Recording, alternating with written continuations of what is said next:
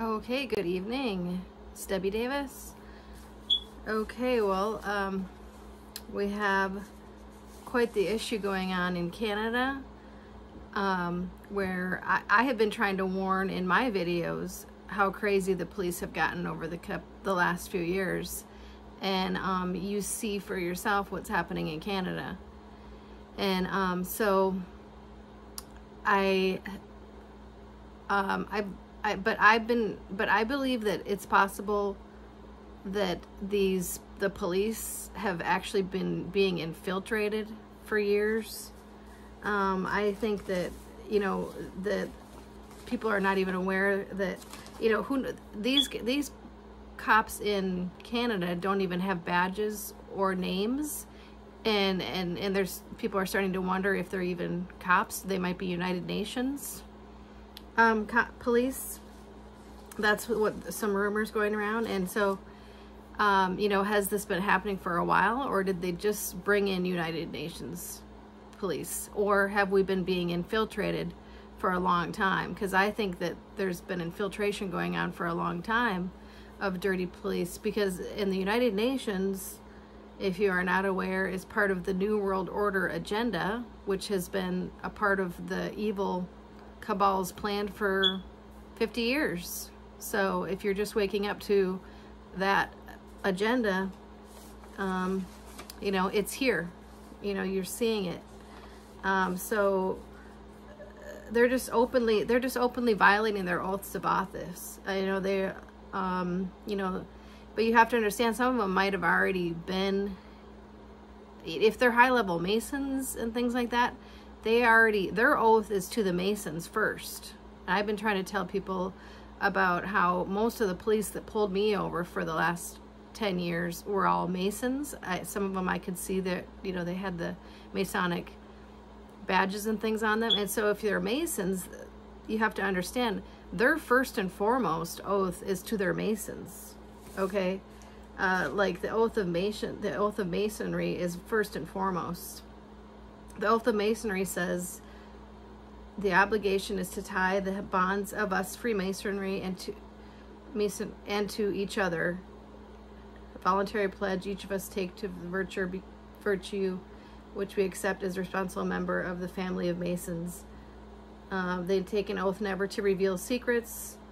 Okay, and if you're a cop that's a Mason, your number one oath is to the Masons above your oath that you took as a police. So you have to understand, if there's different oaths, some of them mean more than others. And I mean, so here's the law enforcement oath of honor that they're supposed to be. On my honor, I will never betray my integrity, my character, or the public trust. I will always have the courage to hold myself accountable for our nations. I will always maintain the highest ethical standards and uphold the values of my community and the agency I serve. That's the oath that these guys took when they originally became police officers. Does it look like they're upholding that oath? Far cry from it. Then here's the cop's creed. As a law enforcement officer, my fundamental duty is to serve all mankind, to safeguard lives and property, to protect the innocent against deception, the weak against oppression or intimidation, and the peaceful against violence and disorder, and to respect the Constitution and right of everyone equally through liberty. Okay, so those are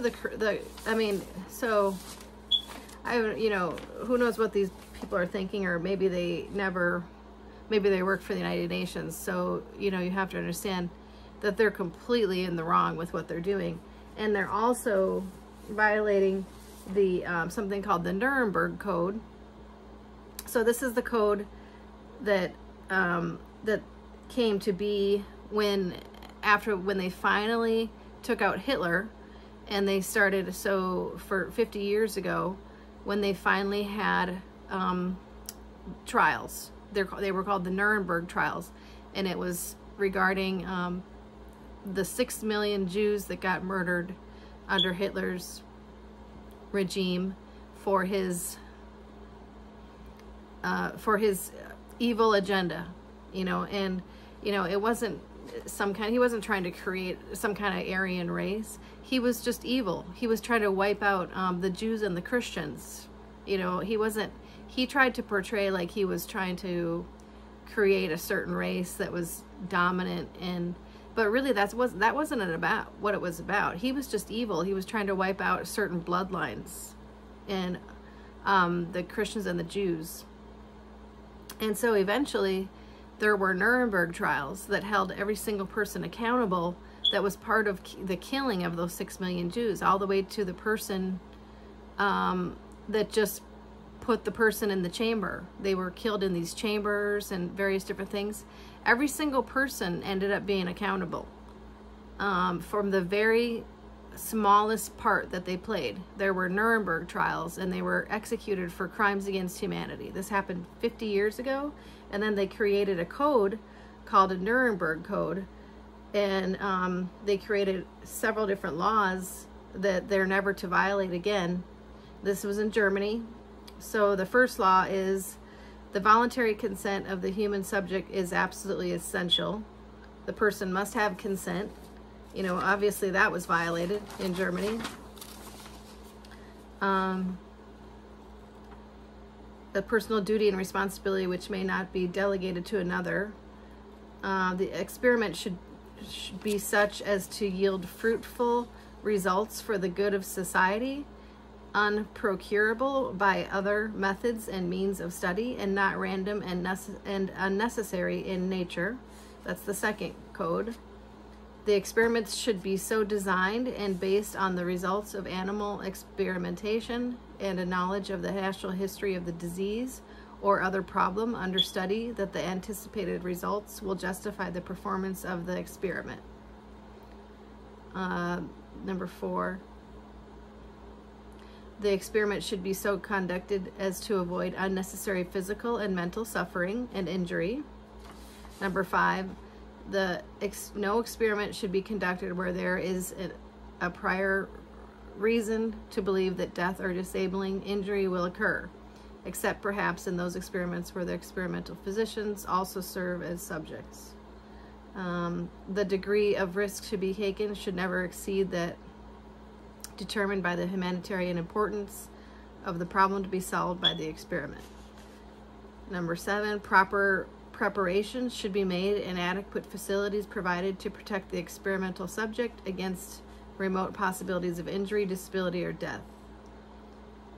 8, the experiment should be conducted only by scientifically qualified persons. The highest degree of skill and care should be required through all stages of the experiment of those who conduct and engage in the experiment. Number 9, during the course of the experiment, the human subject should be at liberty to bring the experiment to an end if he has reached the physical or mental state where continuation of the experiment seems to him to be impossible. And number 10, during the course of the experiment, the scientist in charge must be prepared to terminate the experiment at any stage if he has probable cause to believe, in exercise of good faith, a careful judgment, that a continuation of an experiment is like to result in injury, disability, or death. Okay, you know, basically what Hitler was doing was an experiment with human lives, and then they said no longer are we going to ever allow some kind of experiment. You know, he was basically doing an experiment that killed 6 million people. You know, and they had this code created at that time. And eventually, this is the same kind of thing that we're facing today. There's going to eventually be the same kind of thing that's going to be happening in a world court.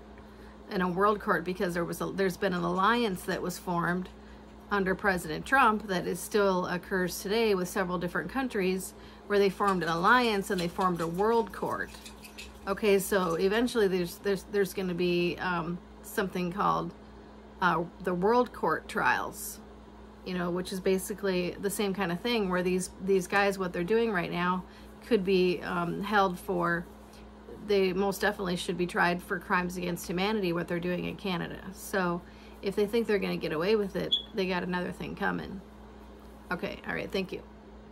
And so I just pray for Canada, and I just pray for the courage for the truckers and the people there, and